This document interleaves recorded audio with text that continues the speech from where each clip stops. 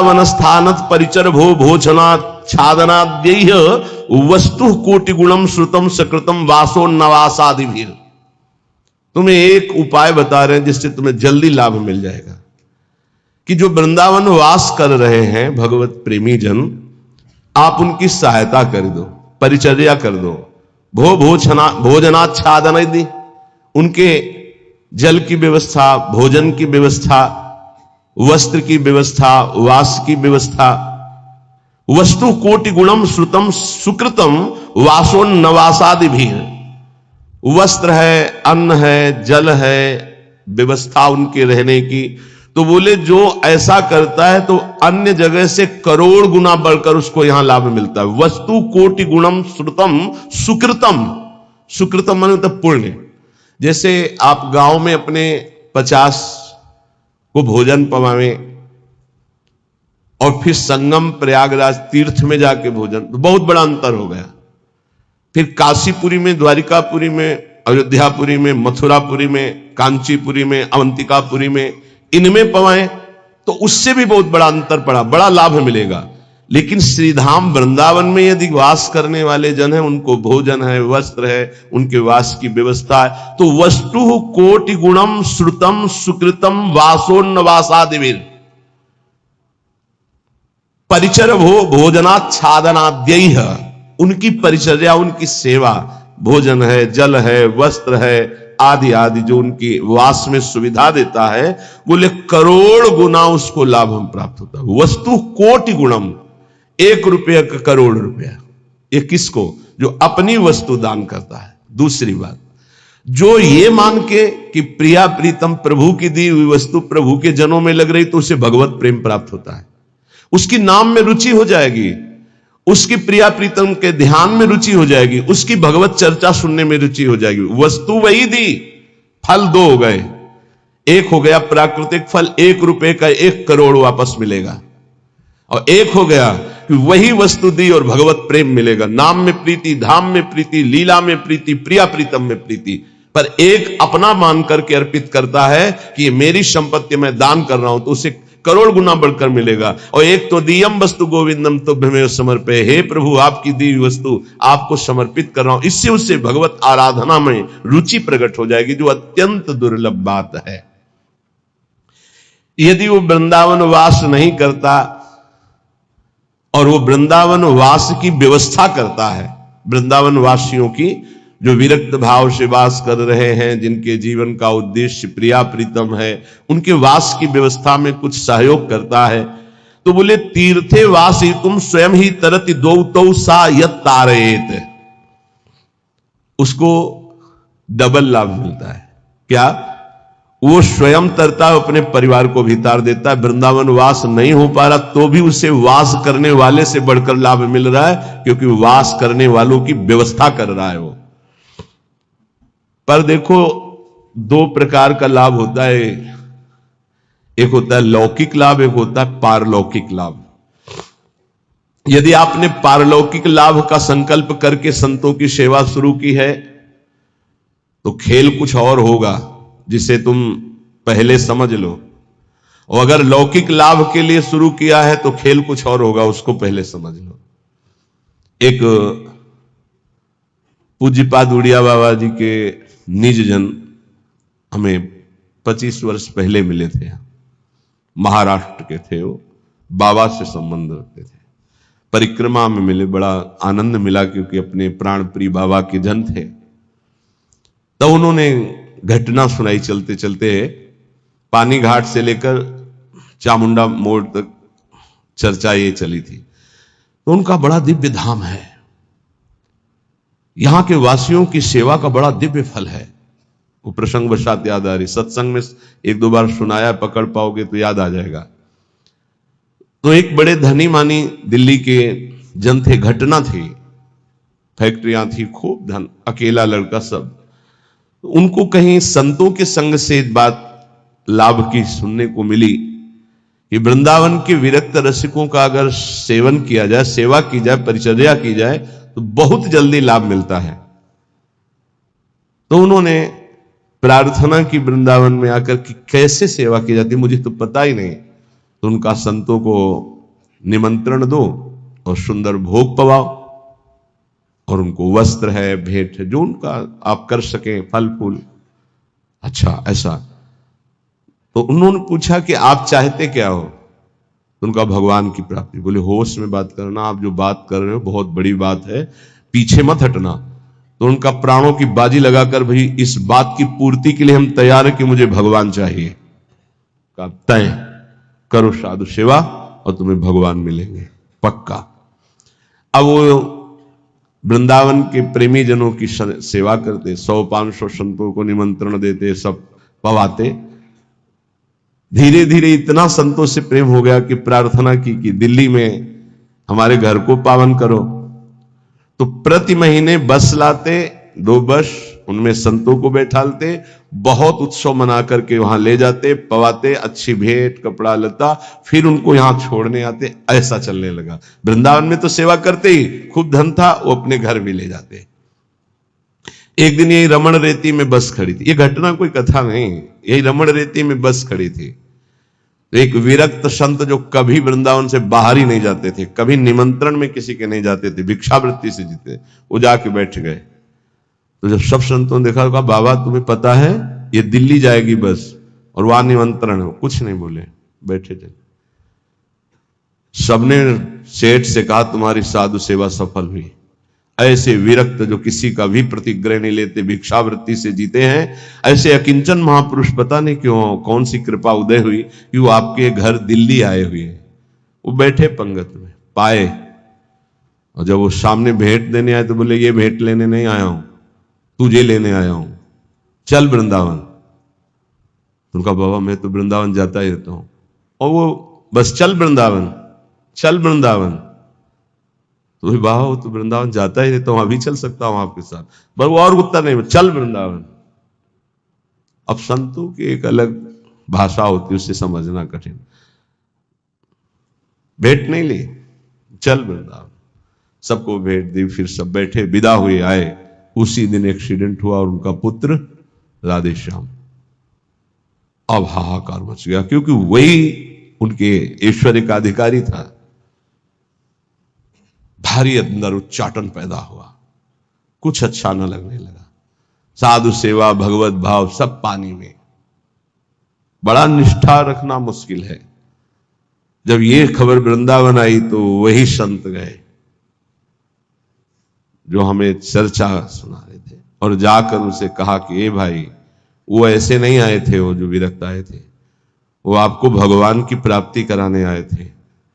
चलो वृंदावन, आप अश्रद्धा मत करो, ये आपके लिए बहुत बड़ा योग बना है, तुम्हारा पुत्र भगवत प्राप्त हो गया है। शरीर पूर्व प्रारब्ध कर्म के अनुसार एक्सीडेंट से छूटा, पर वो भगवत प्राप्त हुआ। शरीर का हेतु जो छूटने का होता है बड़े बड़े महापुरुषों को होता है। जैसे पूज्य बक्सर वाले मामा जी, बड़े महापुरुष, भगवत कीर्तन होते हुए जा रहा था और एकदम एक्सीडेंट हुआ और बोले राधा, बरसाने से दर्शन करके जा रहे थे कहीं भगवत संगोष्ठी में, शरीर पूरा। तो शरीर का हेतु पूरा होना उसकी गति से मतलब नहीं रखता। बोले तुम्हारा पुत्र परम गति को प्राप्त हुआ है। अब वो सब मिटिया मेट कर दिया, सब बेच बाच करके सब संतों में बांट दिया। वृंदावन आकर पति पत्नी भगवत प्राप्त हो गए। वो बात उन संत भगवान ने सुनाई। ये कब होता है? डरना मत, मुझे भगवान चाहिए, मुझे भगवान चाहिए। क्यों ये भगवान चाहने वालों के साथ ऐसा क्यों होता है? क्योंकि ये भगवान ही सब रूपों में है। वो कहते मेरे इन रूपों को तो तुम्हें पसंद, आओ मेरे सच्चिदानंद रूप में आओ। तो सबकी ममता ताग बटोरी तुम नहीं कर सकते, वो बटोर लेते, आओ मेरे सिवा रही नहीं गया कोई। ये कृपा होती है।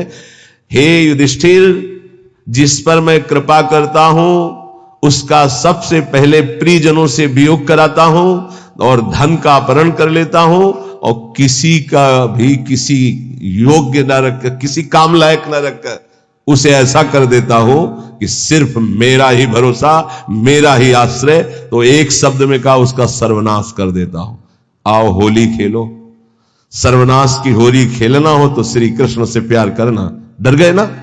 डरना मत, सर्वनाश का मतलब है तुम्हारी मृत्यु का नाश, तुम्हारे काम क्रोध लोभ मोह मद मत्सर हर विकार का नाश, और सच्चिदानंद स्थिति में। ऐसा नहीं है कि सबके धन का अपहरण कर ले। अम्बरीश जी चक्रवर्ती सम्राट, दशरथ जी चक्रवर्ती सम्राट, वृषभानु जी, नंद बाबा, बड़े बड़े महाभागवती हैं जिनके आंगन में भगवान घुटने के बल खेल रहे।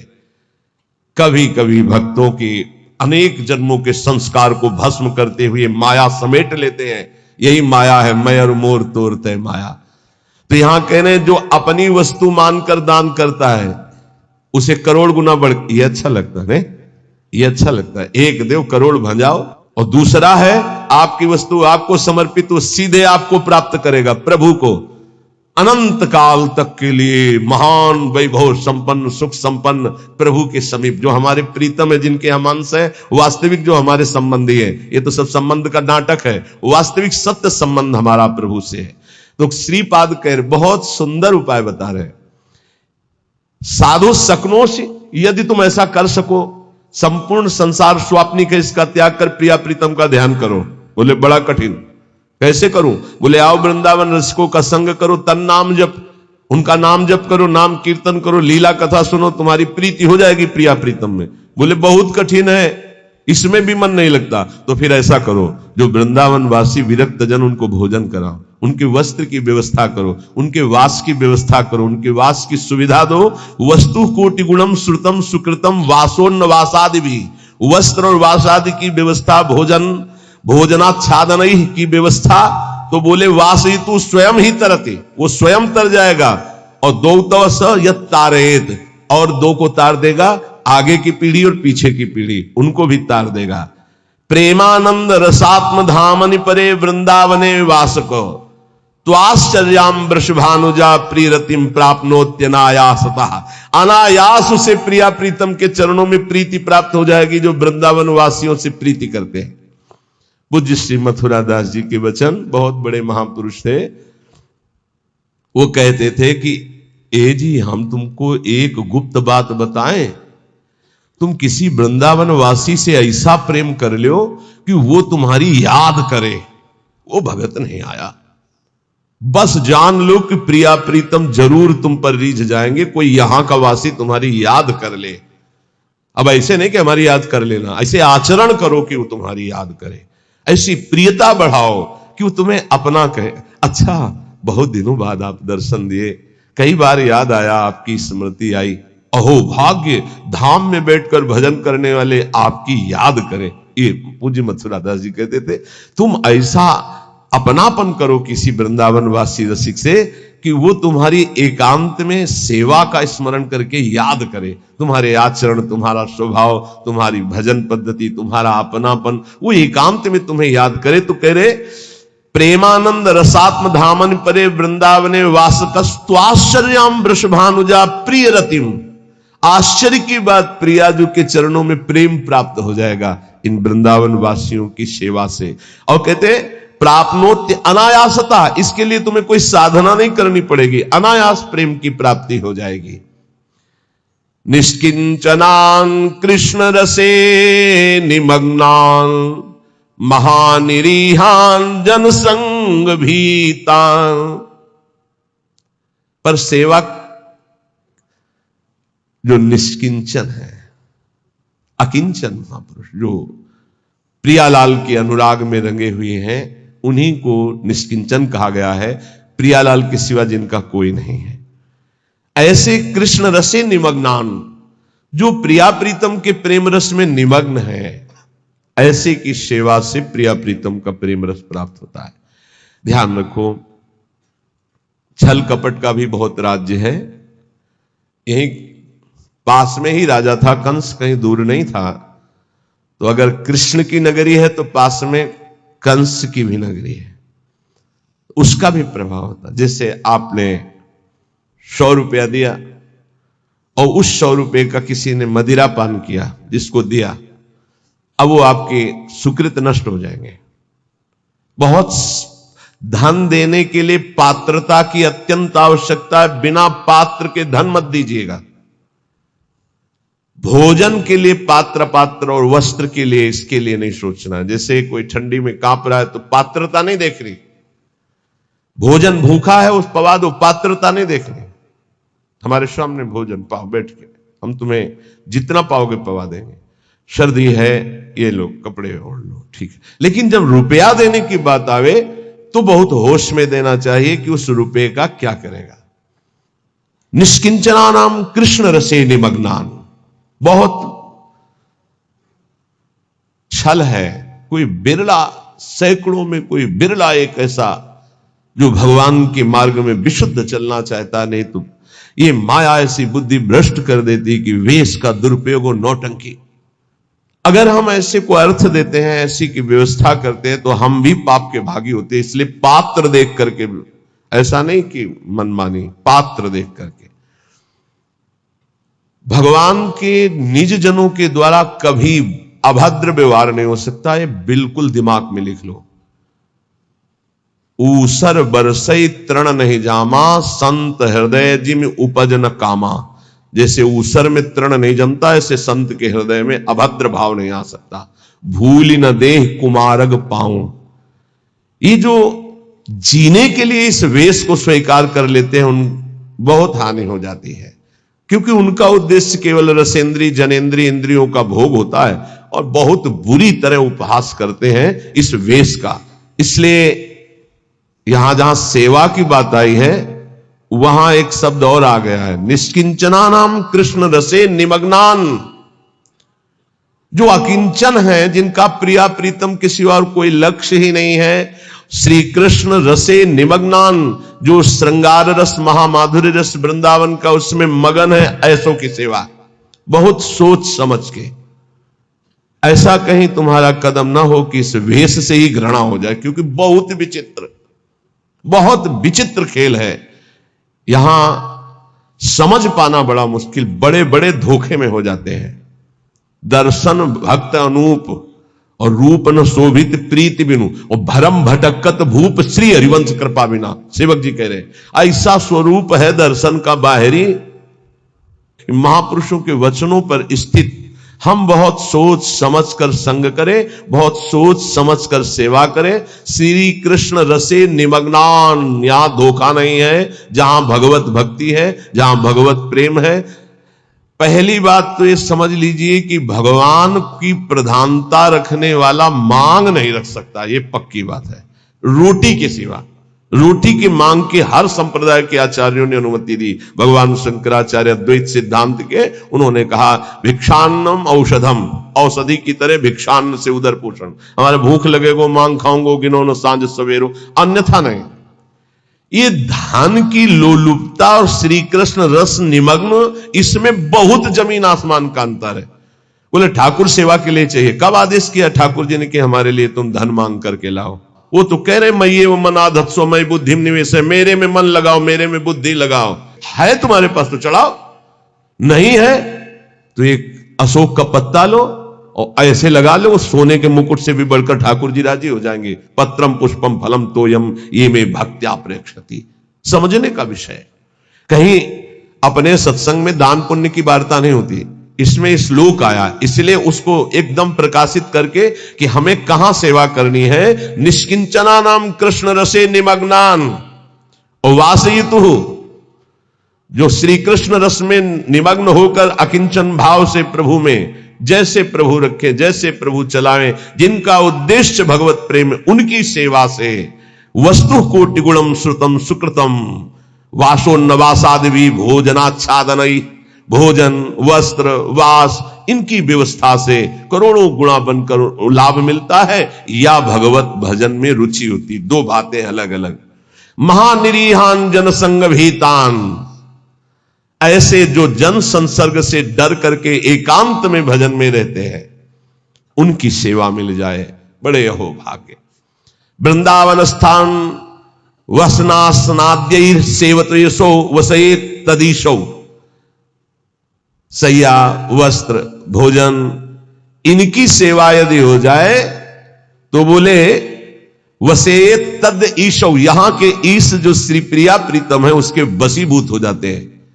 ऐसे रसिकों की, ऐसे अकिंचनों की, ऐसे भगवत भक्तों की सेवा का बहुत बड़ा महत्व है। थोड़ी सी भी सेवा प्रभु के जनों की बन जाए तो प्रभु बिक जाते हैं, हरि अधीन हो जाते हैं। पर बस ध्यान रखना, तुम्हारी वस्तु शुद्ध होनी चाहिए, तुम्हारा भाव शुद्ध होना चाहिए, और जहां दान किया है, जहां सेवा की है, जहां वस्तु दे रहे हैं, वो पात्र होना चाहिए उस बात का। दो बातों के लिए कभी पात्र नहीं देखना है, जल भोजन और वस्त्र, इन दो के लिए पात्र हम नहीं देखते हैं। कभी ऐसा कोई तड़प रहा है औषधि, अब पात्र नहीं देखना, उसकी औषधि करा। अर्थ देना है, व्यवस्था करना है तो देखना है ये हमारे अर्थ का सदुपयोग यहां होगा या दुरुपयोग होगा। कानपुर के एक बहुत धनी माताजी नैमिषारण्य पूज्य स्वामी नारदानंद सरस्वती जी, उनके पास गए। ऐसे महामहिम बहुत ज्ञानी महापुरुष थे, बड़े ही सिद्ध चमत्कारी महापुरुष। एक बार उनको संगोष्ठी में पहुंचना था तो बैठे हुए थे, गाड़ी फेल हो गई। वो जीप जिसे कहते, जीप उस समय चलती थी, पर्दा लगे जो महिंद्रा ऐसे कुछ नाम, ऐसी जीप चलती, वो रास्ते में बंद हो गई। अब वहां कई किलोमीटर तक कहीं कुछ सुधार का नहीं, और स्वामी जी को ठीक समय पे पहुंचने का अभ्यास था। समय बहुत, जो संत जन होते अपने समय का तो दंड लिए हुए थे। उनका स्टार्ट करो, बोले बहुत बार स्टार्ट करने का प्रयास किया, नहीं स्टार्ट हुआ। ऐसे दंड स्पर्श किया मशीन, बोले स्टार्ट करो, सामने स्टार्ट हो गई। नारायण नारायण, लक्ष्य में जहां पहुंचे दंड आया, मशीन बंद, उतरे, रोशन किया। ऐसे सिद्ध महापुरुष जड़ वस्तु में भी संकल्प से, जब चबूतरा चल सकता है तो गाड़ी कैसे नहीं चल सकती। भजन का एक अद्भुत प्रभाव होता है। उनके पास 1 रुपया, और कहा महाराज मैं गरीब हूं, 1 रुपया से चाहते हो आपके नैमिषारण्य में जितने आश्रम में, किलोमीटर में आश्रम है, वो सब संत पाए, ऐसा हो सकता है? उनका हाँ माता जी बिल्कुल हो सकता है। भंडारी को बुलाया, बोले 1 रुपया। उस समय नमक 1 रुपये का 5 किलो मिलता था, वो जो टोरा वाला नमक होता है, 1 रुपये का 5 किलो नमक मिलता था। 5 किलो नमक में तो पूरा नैमिषारण्य का भोजन बन जाएगा। 5 किलो नमक तो थोड़ा पड़ा। बोले एक नमक लाओ 1 रुपये का, और सब भंडार में सब्जी दाल सब में नमक इन्हीं माता जी का पड़ेगा। माता जी आप भी प्रसाद पाएगा। पाया, प्रसाद पाने के बाद का थोड़ी भेंट देना चाहती है। तो उनका आप तो कहती थी गरीब है, हमारे पास 1 रुपया, भेंट तो दे दिया। बोले नहीं, वो तो केवल आपकी महिमा और स्वभाव को देखना चाहती थी कि आप कहीं फटकार कर मुझे भगा देंगे, 1 रुपया कोई भेंट होती है, ऐसा कहेंगे। और दूसरा प्रभाव कि आप 1 रुपये का क्या सदुपयोग करेंगे जिससे सब संतों के मुख में चला जाए। तो दोनों बातों में हमारा हृदय इस बात से कि अब हम जो देना चाहती हैं वो अधिकार है। कई करोड़ रुपए उन्होंने, क्योंकि बहुत धन्यवाद, ये पात्र देख करके उसका प्रयोग, अर्थ का दुरुपयोग कहीं ना हो जाए, ऐसे पात्र देख करके। अगर हम वृंदावन स्थान वसनासनाद्यैर यह सेवतेशौ वसयेत तदीशौ, यदि ऐसे निष्किंचन श्री कृष्ण रस निमग्न एकांत सेवन करने वाले महात्माओं की सेवा करते हैं, वस्त्र भोजन शय्या वास आदि की, तो कह रहे हैं प्रिया प्रीतम को वो वशीभूत कर लेता है। ये इस श्लोक के अनुसार है, अन्यथा पूरे जब से हितधाम से यहां तक के प्रवचन इस विषय की चर्चा भी नहीं होती। ये दान पुण्य का यहां हमारा कोई महत्व नहीं है। हमारा महत्व है मन को प्रिया प्रीतम में लगाओ, राधा राधा जपो, सबसे बड़ी बात यही है। अब ये प्रसंग है इसलिए इसकी चर्चा हो रही, इसका महत्व नहीं। ये मत समझा जाए कि ये कोई खास महत्व की बात है। खास महत्व की बात है, एक एक श्वास प्रभु में अर्पित करके राधा राधा राधा ऐसा निरंतर समय को व्यतीत करें।